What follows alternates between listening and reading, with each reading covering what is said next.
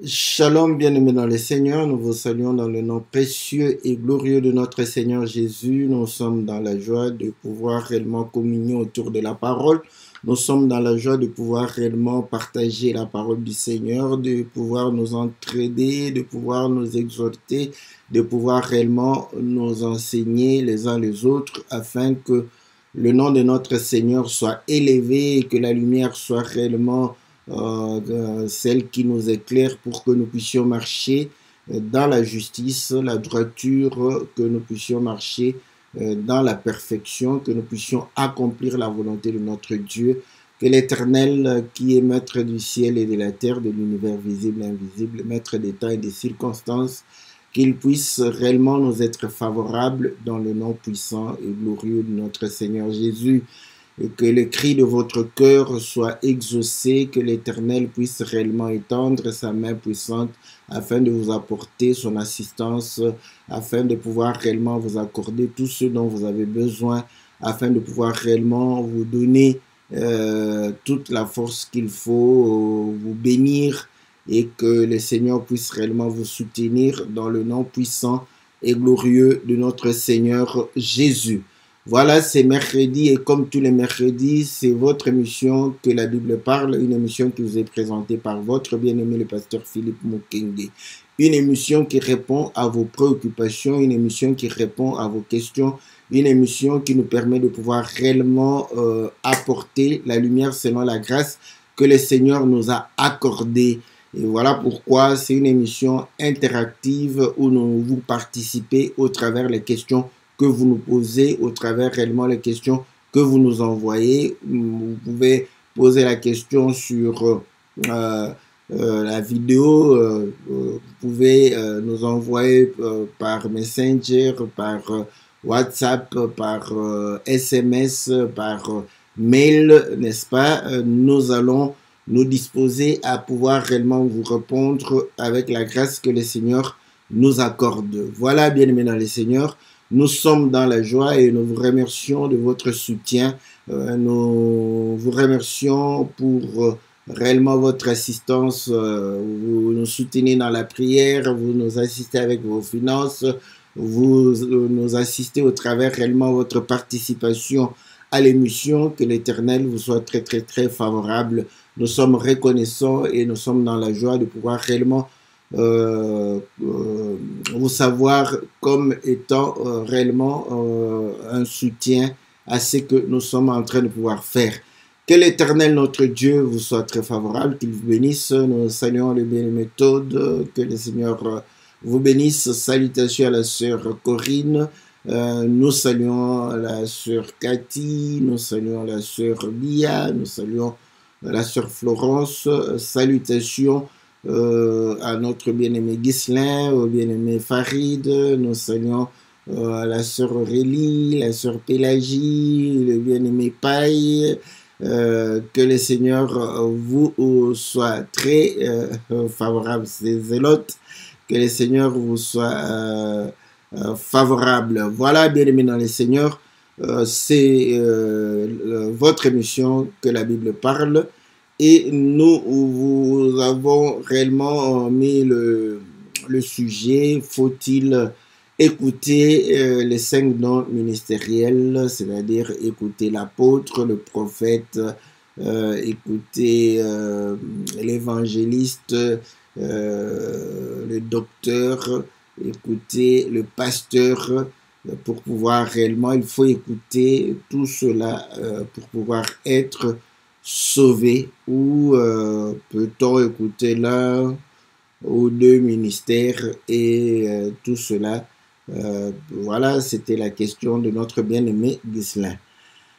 Voilà, donc sa deuxième question, c'était: un enfant de Dieu sera-t-il vraiment le jour J de l'enlèvement comme l'ont été le peuple d'Israël en mangeant l'agneau immolé avec les herbes amères le soir avant de quitter l'Égypte par le biais de Moïse? Voilà. Donc, on essaye de répondre à ces deux questions. Voilà. Si nous avons la première question, dans cette première question, quand on pose la question, est-ce qu'il faudrait nécessairement écouter les 5 dons du ministère, ou on peut écouter un seul don ou 2 dons et être sauvé? C'est une question qui est posée parce que, écoutez ce que l'Écriture dit. Donc, l'Écriture dit ceci dans le livre de Éphésiens, chapitre 4. Éphésiens, chapitre 4. Au verset 11. Et il a donné les uns comme apôtres, les autres comme prophètes, les autres comme évangélistes, les autres comme pasteurs et docteurs, pour le perfectionnement des saints en vue de l'œuvre du ministère et de l'édification du corps de Christ, jusqu'à ce que nous soyons tous parvenus à l'unité de la foi et de la connaissance du Fils de Dieu, à l'état d'homme fait, à la mesure de la stature parfaite de Christ, afin que nous ne soyons plus des enfants flottants et emportés à tout vent de doctrine par la tromperie des hommes, par leur use dans les moyens de séduction. Donc vous voyez que ici on dit Dieu a donné ces 5 dons ministériels afin de pouvoir réellement amener, n'est-ce pas, à la perfection l'Église, pour le perfectionnement des saints, n'est-ce pas, et l'édification du corps de Christ, n'est-ce pas, et jusqu'à ce que nous soyons tous parvenus à l'unité de la foi et à la connaissance du Fils de Dieu, à l'état d'homme fait et à la mesure de la stature parfaite de Christ. Donc, vous voyez, le but, c'est d'amener le peuple de Dieu à la stature parfaite de Christ, d'amener le peuple de Dieu à la perfection. Et le Seigneur lui-même nous a recommandé d'être parfait comme le Seigneur, l'Éternel est parfait, comme notre Dieu est parfait, comme notre Père Céleste est parfait, que nous puissions être saints comme il est saint. Donc, vous voyez, ce sont des, comme on dit, notre destinée, notre finalité, n'est-ce pas, de pouvoir réellement être à l'image de Christ, de pouvoir réellement être à la stature de Christ. Et pour cela, les dons, les différents dons ont été accordés à l'Église afin de pouvoir permettre l'Église de pouvoir atteindre cette stature. Donc, lorsque nous lisons, nous avons littéralement, cela voudrait dire que ce sont les 5 dons ministériels qui amènent l'Église à la perfection, qui travaillent pour réellement l'édification, n'est-ce pas, du corps de Christ, ces 5 dons sont dans l'Église pour faire l'œuvre de Dieu et permettre à ce que les enfants de Dieu puissent avoir la stature parfaite de Christ. Donc, si un des dons n'est plus, l'Écriture ne peut plus être comprise, n'est-ce pas? Donc, ce sont les 5 dons qui font que l'Église puisse atteindre cela. D'où la question de notre bien-aimé pour savoir si, alors, dans une Église, il n'y a qu'un seul don ministériel. Voilà, est-ce que ce peuple sera amené à la perfection? Est-ce que ce peuple pourra atteindre la stature parfaite de Christ? Est-ce que ce peuple pourra réellement, n'est-ce pas, être à l'état d'homme fait? Voilà la question, n'est-ce pas, de notre bien-aimé, n'est-ce pas, Ghislain, qui pose cette question. Pourquoi cette question? Parce que vous allez comprendre que la plupart de nos églises, nous n'avons pas les 5 dons ministériels en train de pouvoir exercer. Donc, voilà, la question est légitime. Alors, pourquoi est-ce que, n'ayant pas accompli, n'est-ce pas, n'ayant pas ces 5 dons, est-ce que cette écriture peut s'accomplir dans une église où il n'y a que voilà, 2 dons ministériels ou un seul don ministériel. C'est, je crois, la question de notre bien-aimé. Voilà, que Dieu vous bénisse, que Dieu vous soit favorable. Merci à notre bien-aimé Ghislain d'avoir posé cette question. C'est une question légitime, n'est-ce pas?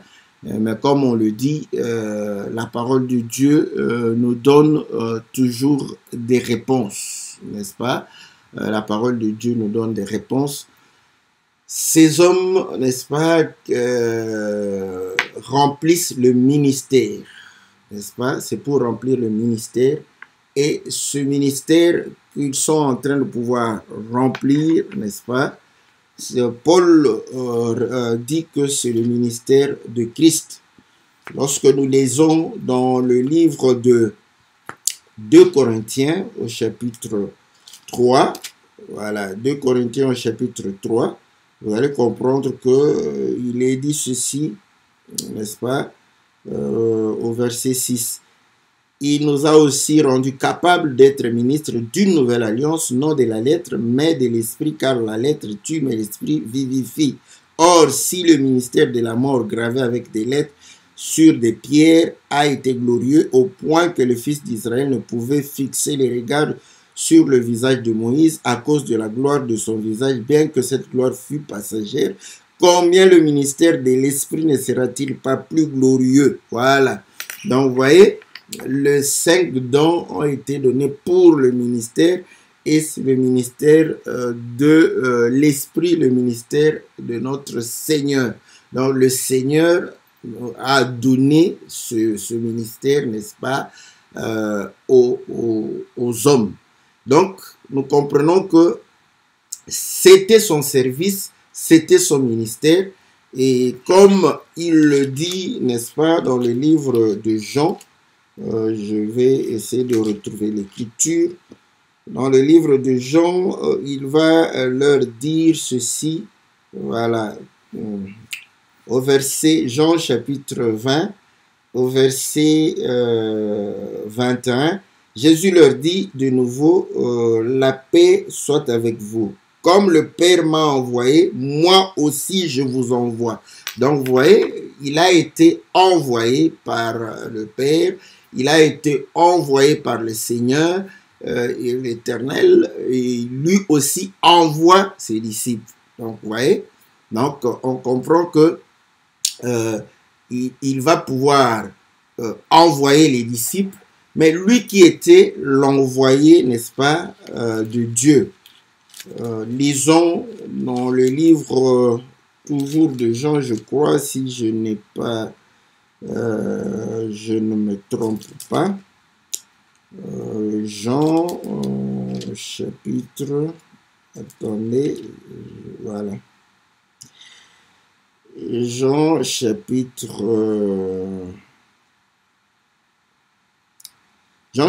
3.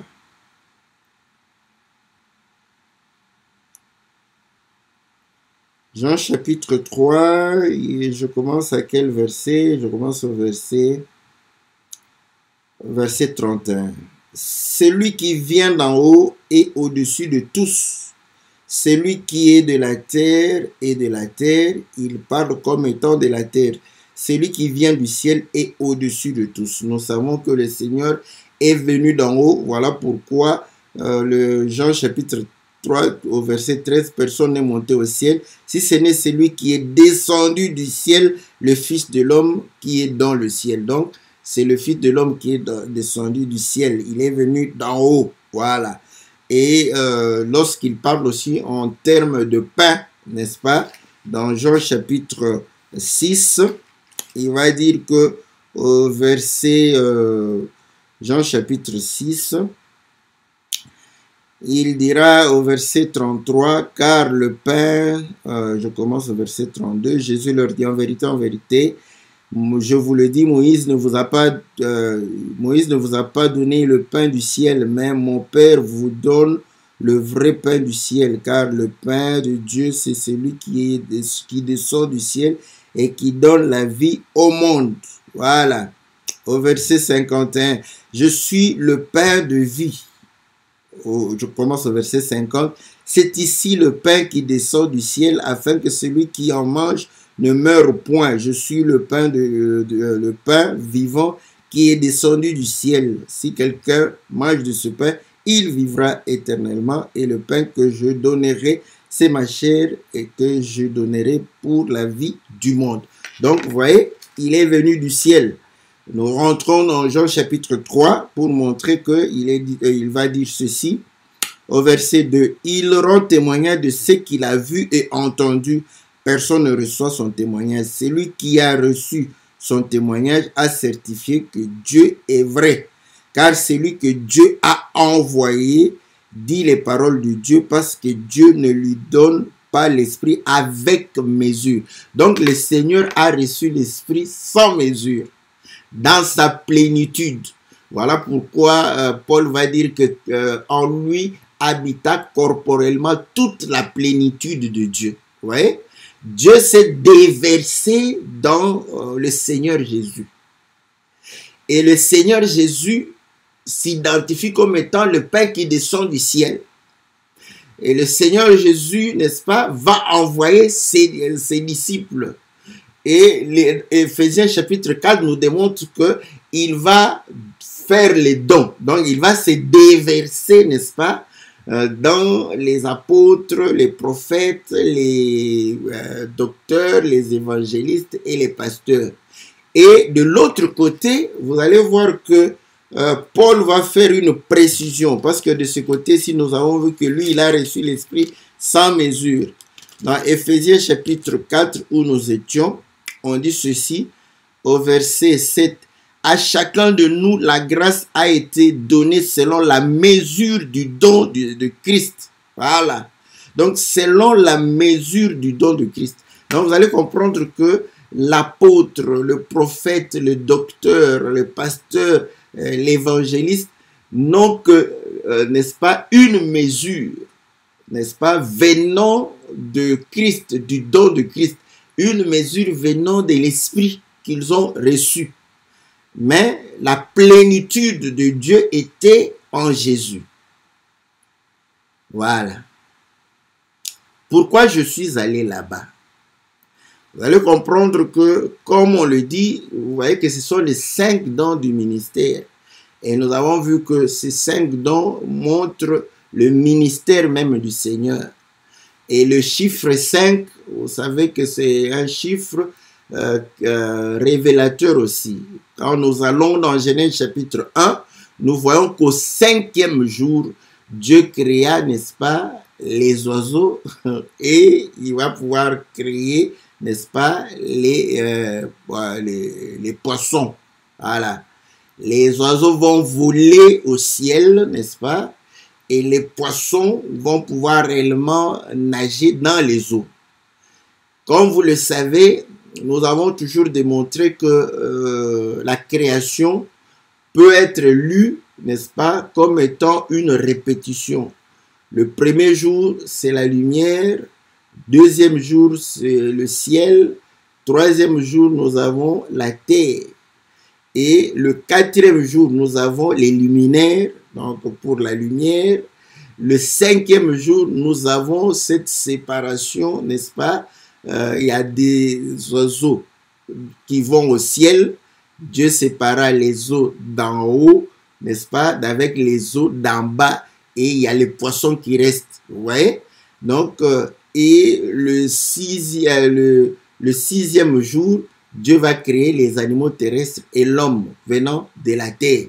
Donc, vous voyez, donc on voit que le 5e jour, n'est-ce pas, correspond au 2e jour où on voit le ciel. Voilà.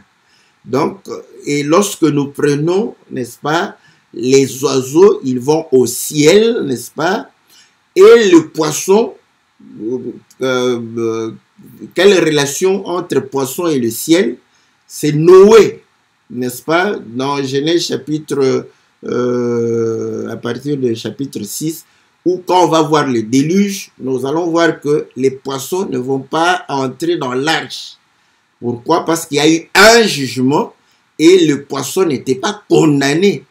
Or, la terre était incorruptible. Donc, il y avait la corruption sur la terre et Dieu a voulu éliminer la corruption. Et Paul, dans 1 Corinthiens chapitre 15, dit ceci, que nous avons revêtu le terrestre, maintenant nous allons revêtir le céleste. Pour que nous puissions réellement aller dans le royaume, nous devons revêtir l'incorruptibilité. Donc le terrestre est lié à la corruption, à ce qui est corruptible, à la chair, n'est-ce pas? Et le céleste est lié à l'incorruptibilité. Or, nous voyons que la terre tout entière était corrompue. Dieu envoya l'eau pour juger, mais les poissons ne peuvent pas mourir parce que l'eau, n'est-ce pas, c'est la nature même du poisson. Vous voyez? Donc, à ce moment, nous comprenons que les poissons étaient incorruptibles. Voilà. Or, l'incorruptibilité, c'est lié, n'est-ce pas, à ce qui est céleste. Au corps céleste, selon 1 Corinthiens chapitre 15. Donc, on comprend que le chiffre 5, n'est-ce pas, nous parle, n'est-ce pas, de ce qui est céleste.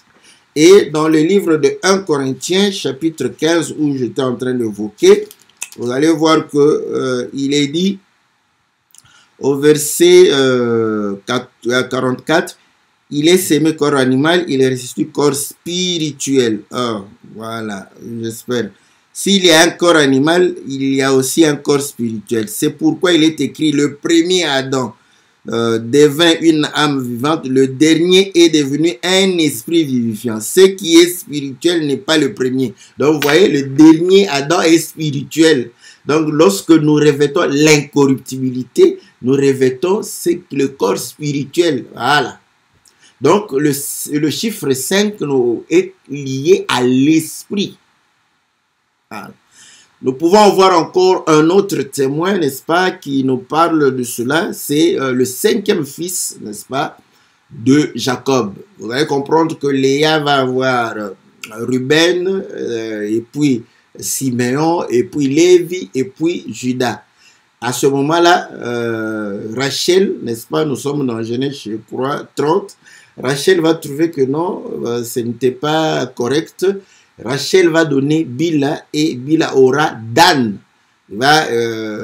Rachel dira, Dieu m'a rendu justice. Il s'agit de la justice. Et lorsque dans Genèse 49, Jacob est en train de bénir Dan, il va dire que Dan jugera, n'est-ce pas? Parce que Dan est juge. Voilà, c'est lui qui s'occupe de la justice, c'est le juge. Vous voyez? Or, vous allez comprendre que dans le livre de 1 Corinthiens chapitre 2, n'est-ce pas? 1 Corinthiens chapitre 2, la Bible dit quoi? 1 Corinthiens chapitre 2, au verset 14, on dit, mais l'homme animal ne reçoit pas les choses de l'Esprit de Dieu, car elles sont une folie pour lui, et il ne peut le connaître, parce que c'est spirituellement qu'on en juge. L'homme spirituel, au contraire, juge de tout. Donc, le juge, c'est l'homme spirituel, c'est l'esprit. Voilà pourquoi il a été dit dans le livre de Jean, chapitre 16, je crois, Jean chapitre 16, au verset 8. Quand, je commence au verset 7, cependant, je vous dis la vérité, il vous est avantageux que je m'en aille, car si je ne m'en vais pas, le consolateur ne viendra pas vers vous, mais je m'en vais, si je m'en vais, je vous l'enverrai. Et quand il sera venu, il convaincra le monde en ce qui concerne le péché, la justice et le jugement. En ce qui concerne le péché, parce qu'il ne croit pas en moi. La justice, parce que je vais au Père et que vous ne me verrez plus. Et le jugement, parce que le prince de ce monde est jugé. Ouais? Donc, le consolateur est un justicier. C'est le juge. Le Saint-Esprit juge. Voilà. C'est pourquoi il y a c'était qui? L'homme qui a voulu tromper Pierre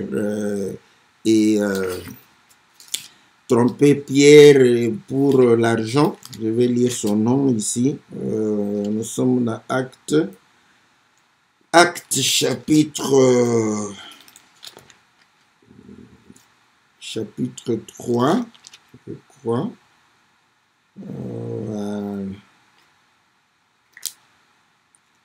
Ah, chapitre 5. Ananias et Saphira. Voilà, j'ai cherché ce nom-là.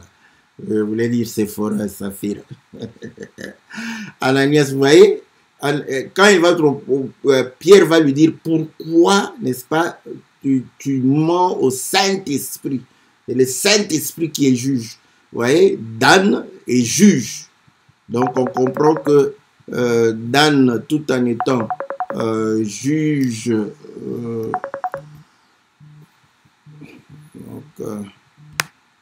Dan, tout en étant juge, n'est-ce pas, va pouvoir réellement être lié au Saint-Esprit parce que c'est le Saint-Esprit qui juge. C'est l'Esprit qui juge. Voilà pourquoi on dit que l'homme spirituel, lui, est juge. Il juge de tout. Lui-même n'est pas jugé parce que lui-même n'est pas condamné. Voilà. Donc, et vous allez comprendre que ça, c'est le 5e fils de Jacob. Le 5e fils de Léa, c'est Issachar.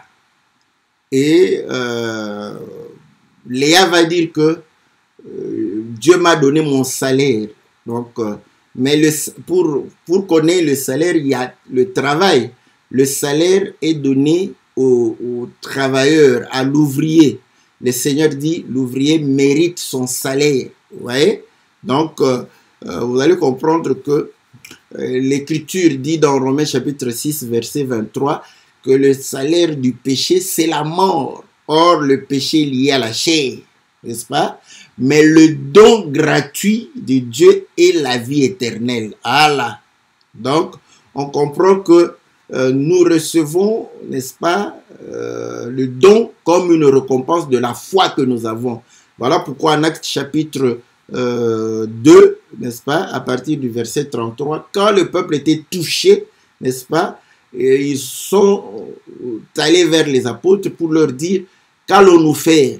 Les apôtres ont dit, convertissez-vous, n'est-ce pas, répentez-vous, soyez baptisés au nom de Jésus pour que vous puissiez recevoir le don du Saint-Esprit. Le Saint-Esprit comme un don, comme un gage, comme un salaire. Voilà. Vous voyez? Donc, le chiffre 5 est lié à l'Esprit. Et c'est là où nous avions dit que le Seigneur a reçu l'Esprit sans mesure. Mais les autres auront la mesure de la grâce, selon la grâce, pour pouvoir exercer. Maintenant, la question, devons-nous, n'est-ce pas, nécessairement écouter les 5 dons du ministère? Vous allez comprendre que c'est la femme cananéenne qui va répondre, qui va nous donner la réponse. Nous sommes dans Matthieu chapitre 5, au verset 26. Jésus répondit, il n'est pas bien de prendre le pain des enfants et de jeter aux petits chiens. Oui, Seigneur, dit-elle, mais les petits chiens mangent les miettes qui tombent de la table de leur maître. Alors Jésus lui dit, femme, ta foi est grande, qu'il te soit fait comme tu veux. Et à l'heure même, sa fille fut guérie. Donc, vous voyez, le pain, Jésus est le pain qui est descendu du ciel. Voilà. Le pain qui était donné pour Israël. Et cette femme qui a voulu recevoir la guérison, le Seigneur dit que je ne peux pas, n'est-ce pas, jeter ce pain aux petits chiens. Elle dit, je n'ai pas besoin de tout le pain, il me suffit d'un petit morceau, n'est-ce pas, de pain, et je serai réellement sauvé, n'est-ce pas? Et le Seigneur dit, ta foi est grande. Donc, nous comprenons par cette image que celui qui mange un morceau de pain, mange tout le pain. Écoutez, même le jour où le Seigneur fut livré, il prit le pain, il le rompit, il donna à chacun un morceau. Voilà. Et ayant reçu un morceau, pour eux, c'était suffisant pour pouvoir réellement avoir part avec le Seigneur, communier avec le Seigneur. Voilà pourquoi dans 1 Corinthiens chapitre 10 dit que lorsque nous rompons le pain, n'est-ce pas, nous communions, n'est-ce pas, avec le corps du Seigneur. Nous formons un même corps. Il y a un seul pain, mais chacun reçoit un morceau. Voilà. Donc, le salut ne dépend pas du fait que tu aies mangé tout le pain, mais le salut est lié au fait que tu as mangé un morceau de pain. Mais écoutez maintenant, ce que je veux dire aux bien-aimés, c'est pour dire que nous n'avons pas besoin. Vous voyez que les pasteurs, les prophètes, ce sont des mesures. Voilà. Si vous écoutez qu'un seul don, n'est-ce pas? L'essentiel, c'est de pouvoir réellement communier, manger, n'est-ce pas? Ce morceau qui t'est donné et de pouvoir faire un même corps avec le Seigneur, parce que ce morceau-là te permet de pouvoir devenir membre du corps de Christ. Et Paul dit, prendrai-je les membres du corps de Christ et en faire les membres d'une prostituée?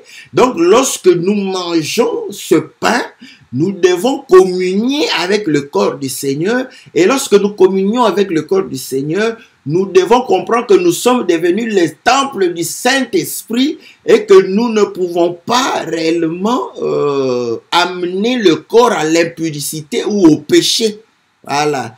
À ce moment, nous comprenons que c'est ce morceau que nous avons reçu qui nous a permis de pouvoir réellement avoir la vie du Seigneur et de pouvoir être sauvés. Donc, l'essentiel, c'est de ne pas avoir toute la connaissance, c'est de pouvoir appliquer la connaissance qu'on a. Voilà. C'est-à-dire, c'est de mettre en pratique la connaissance qu'on a reçue. Si on ne met pas en pratique la connaissance qu'on a reçue, donc c'est là où, n'est-ce pas, nous rejetons le salut qui nous est offert. Donc, nous ne sommes pas obligés de manger, n'est-ce pas, tout le pain. Nous mangeons le morceau et ce que nous mangeons, ce que nous devons communier avec cela. Nous devons mettre cela en pratique et cela va nous donner le salut. Parce que Paul va pouvoir dire, n'est-ce pas, nous connaissons en partie, nous prophétisons en partie. Donc, même si vous êtes dans une église où il y a le prophète, il y a le pasteur, il y a l'apôtre, il y a le docteur et l'évangéliste, chacun le connaît en partie en ce qui concerne réellement Dieu, les mystères du royaume, Dieu comme étant mystère, Christ comme étant mystère. Donc, tu peux tout manger, ça ne sera qu'une partie de ce qu'est Dieu. Donc, c'est une partie de Dieu qui t'a été révélée. Ton problème, c'est de pouvoir réellement mettre en pratique toute cette connaissance qui t'est accordée. Voilà. Plus tu as de la connaissance, vous allez comprendre que peut-être que c'est pour aussi, ce n'est pas pour toi-même, n'est-ce pas? C'est aussi pour d'autres personnes. Voilà pourquoi quand tu deviens un dépôt, c'est pour que d'autres puissent en profiter. Voilà pourquoi la connaissance que nous avons, ce n'est pas seulement pour nous. Si nous avons plus de connaissances, c'est que Dieu sait que par notre canal, nous allons pouvoir aider aussi les autres. Écoutez ce que Jean va pouvoir dire dans Jean chapitre 21. Il dit ceci, au verset 24. Ce disciple qui rend témoignage de ces choses et qui les a écrits, et nous savons que son témoignage est vrai, Jésus a fait encore beaucoup d'autres choses. Si on les écrivait en détail, je ne pense pas que le monde même peut contenir les livres qu'on écrirait. Vous voyez? Donc, ce que nous avons reçu n'est qu'une partie, n'est qu'un morceau de ce qu'il est venu, il a fait les choses. Mais les disciples disent que je ne peux pas tout écrire, parce que si je dois tout écrire, en fait, je vais remplir la terre des écrits sur le Seigneur. Donc, le Seigneur nous donne le morceau qui nous est réellement nécessaire pour le salut. C'est question de pouvoir réellement communier avec cela. C'est des questions de pouvoir mettre en pratique cette parole. Voilà pourquoi dans les choses de Dieu, ce n'est pas la connaissance théorique de la parole qui est une fierté pour nous, mais c'est plutôt la vie de la parole sur base de la connaissance que nous avons qui doit être une fierté pour nous, un témoignage du salut que nous avons reçu de la part de notre Dieu. Voilà, n'est-ce pas, ce que je peux dire, n'est-ce pas, par rapport à la question. Et puis, Maintenant, quand Dieu met, vous allez comprendre, il parle plus de l'Église, comme on dit, Église corps du Christ, donc de l'Église qu'il met afin que la connaissance. Et aujourd'hui, comme nous sommes dans le monde de l'Internet, des réseaux, c'est vraiment, nous vivons une grâce. Vous savez que lorsqu'il n'y avait pas l'usage de l'Internet, la connaissance ne diffusait pas aussi rapidement.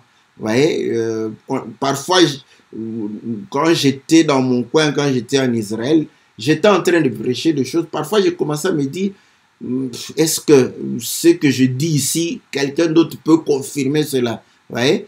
Mais au moment où nous avons eu l'occasion de pouvoir connaître aussi ce que les autres disent, on a été certifié parce qu'il y a eu des choses qu'on a dites et qui ont été confirmées par quelqu'un qui nous a jamais écouté.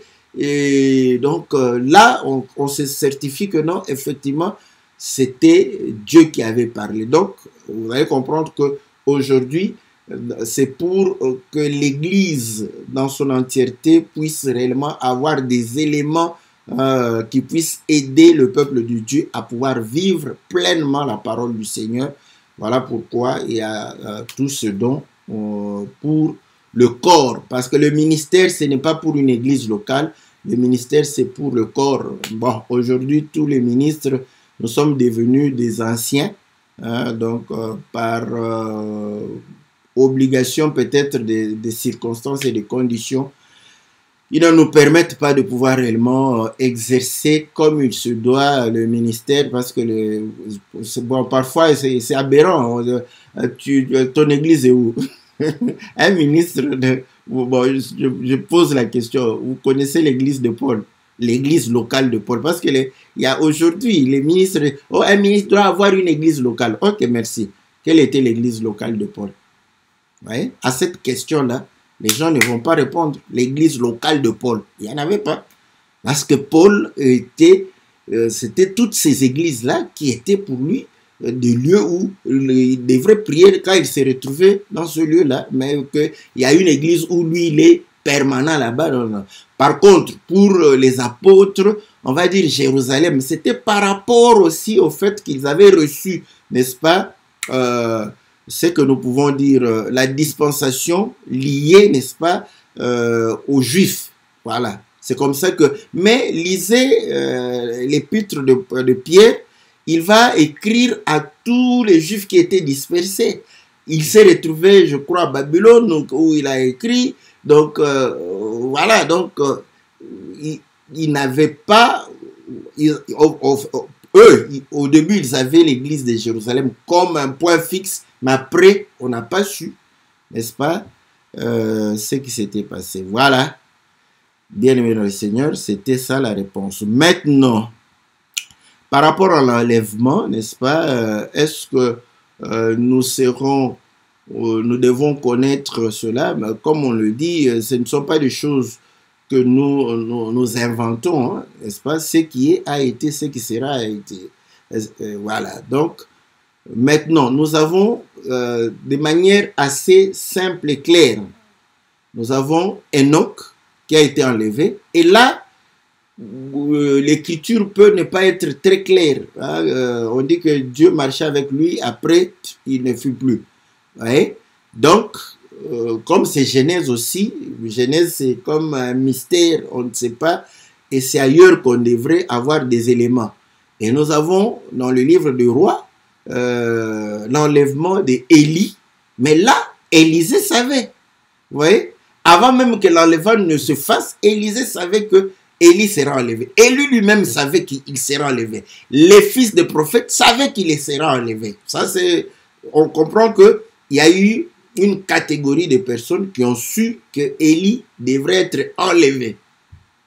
Élie lui-même, Élisée et puis les fils des prophètes. En plus, bon, je sais que moi je suis généraliste, hein, le pasteur est généraliste, parce qu'il y a les docteurs, l'enlèvement d'Élie ne parle pas vraiment de l'enlèvement de l'église, mais oh Seigneur, ça fatigue parfois. Oui, ça peut ne pas parler de manière spécifique de l'enlèvement de l'Église.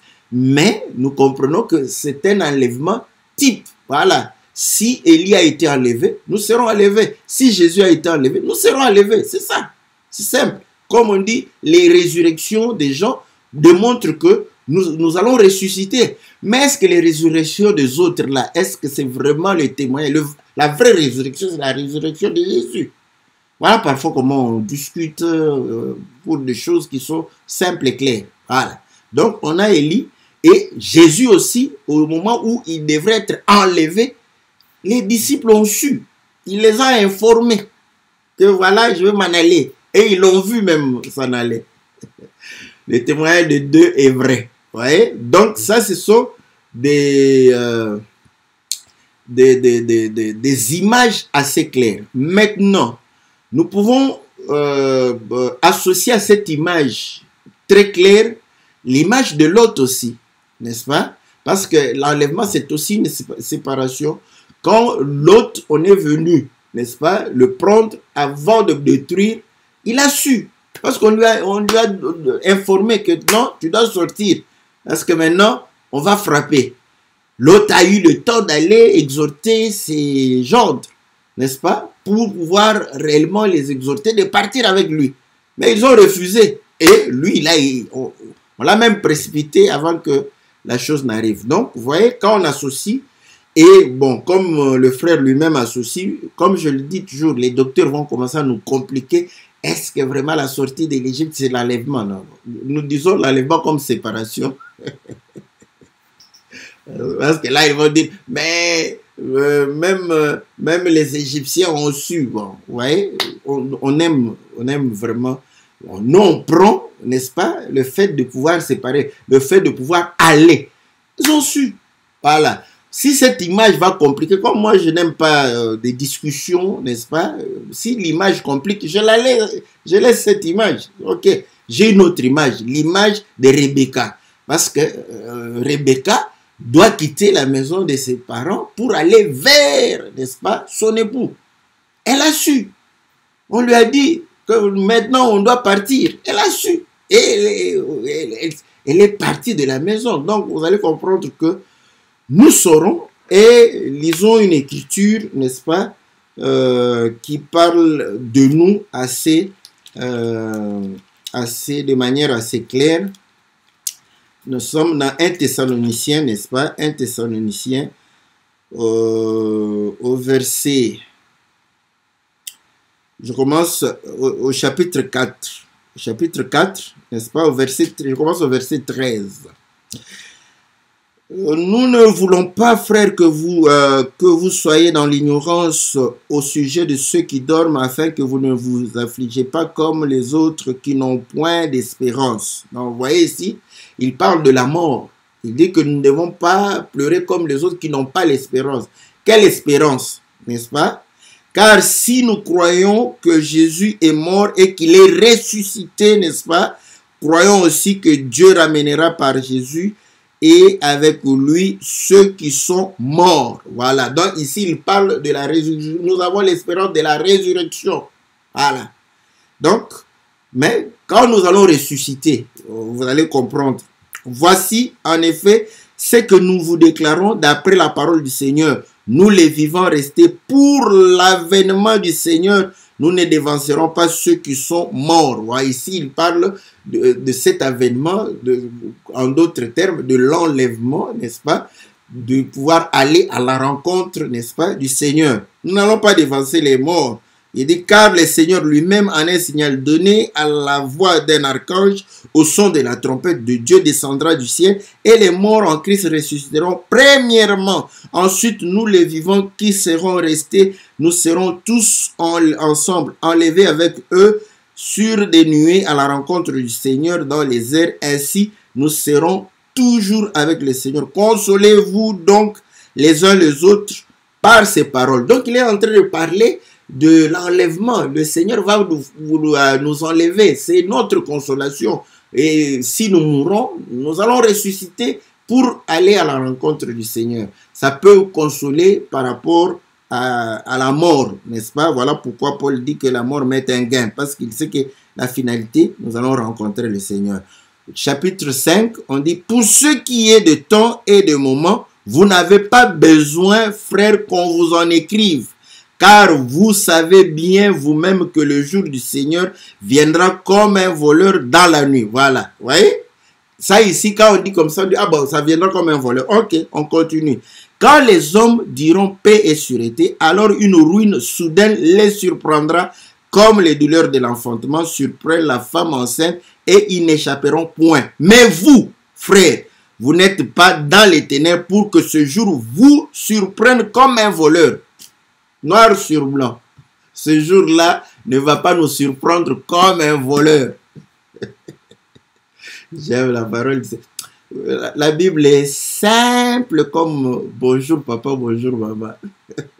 J'aime ça, j'aime ça. Donc, parfois on prie, on dit, ah Seigneur, donne-nous la grâce des prophètes. Mais les choses sont simples. Voilà. On dit, vous êtes tous, au verset 5, des enfants de lumière et des enfants du jour. Nous ne sommes point de la nuit ni des ténèbres. Ne dormons donc point comme les autres, mais veillons et soyons sobres. Car ceux qui dorment, dorment la nuit. Ceux qui s'enivrent, s'enivrent la nuit. Mais nous qui sommes du jour, soyons sobres et ayant revêtu la cuirasse de la foi et de la charité, et ayant pour casque l'espérance du salut. Car Dieu ne nous a pas destinés à la colère, mais à l'acquisition du salut par notre Seigneur Jésus-Christ, qui est mort pour nous, afin que, soit que nous veillions, soit que nous dormions, nous vivions ensemble avec lui. Donc, vous voyez, très clairement, noir sur blanc, ce jour-là ne va pas nous surprendre. Nous saurons, même aujourd'hui, on ne sait pas. Alléluia. Voilà pourquoi, bon, ça c'est pour nous amuser parfois. On dit, ah, je me suis réveillé, quand je me suis dit, il y a eu déjà l'enlèvement. Oui, donc, pour dire comme si nous saurons, quelle est cette femme qu'on vient prendre sans savoir que c'est son jour d'aller rencontrer son mari. Quelle est cette femme? Il n'y en a pas. La nature elle-même ne vous enseigne-t-elle pas? Donc, point n'est besoin d'être prophète. Hein. Est-ce que va faire comme ça? Ah ben ça c'est pour les prophètes. Oui, le prophète peut... c'est pas contre le prophète. Ben, le prophète peut bien parler, mais les choses sont à la portée de tous. Question de savoir bien lire. Voilà. Donc, que Dieu nous soit très favorable. Que Dieu nous bénisse, n'est-ce pas? J'ai répondu à ces deux questions. Nous ne serons pas surpris pour le jour de l'enlèvement, n'est-ce pas? Mais nous n'allons pas le connaître bien avant. Non, non. Voilà. Donc, parce que vous allez comprendre que la surprise pour le monde est que nous allons le connaître aussi au moment où le jour va vouloir se pointer. Donc, voilà, c'est comme ça que si on le connaît un mois avant, on risque de dire à tous les païens, dans un mois, nous allons partir. Et le Seigneur, voilà. Ok, oui. Ok, c'est bon que le Seigneur vous soit très favorable. Donc, nous mettons un point virgule ici. Et nous croyons que Dieu nous sera très très favorable. Et le Seigneur pourra réellement nous bénir davantage. Comme on le dit, posez vos questions. Ça nous permet de relire et de pouvoir nous certifier. Il y a des choses, comme je le dis, la connaissance, elle n'est pas juste pour connaître. Voilà. Donc, la connaissance surtout moi, comme je suis un généraliste, la connaissance qui me reste, c'est cette connaissance que je vis tous les jours. Alors, vos questions me permettent de pouvoir réellement exploiter ou réellement me rappeler d'autres choses que, voilà, bon, le fait, par exemple, de connaître le jour, nous vieillissons déjà et parfois je me dis, je vais mourir avant l'enlèvement. Ouais. Donc à ce moment-là, l'important c'est de pouvoir vivre, n'est-ce pas, la parole de Dieu, n'est-ce pas? Ce qui fait qu'en étant en communion avec Dieu, le Seigneur va pouvoir réellement nous communiquer, n'est-ce pas, ce jour-là. Parce qu'on est en communion. Si tu n'es pas en communion, le Seigneur ne va pas te communiquer cela. L'important c'est ça, c'est d'être en communion avec Dieu et de vivre la parole de Dieu. Que Dieu vous bénisse, que Dieu vous soit très favorable. On est là à votre service pour répondre à vos questions. Si vous n'êtes pas satisfait, vous réagissez. On va pouvoir peut-être changer de langage. Que Dieu vous bénisse, que Dieu vous soit très favorable dans le nom précieux et glorieux de notre Seigneur Jésus. On se rencontre mercredi prochain pour d'autres questions au nom de notre Seigneur Jésus. Amen.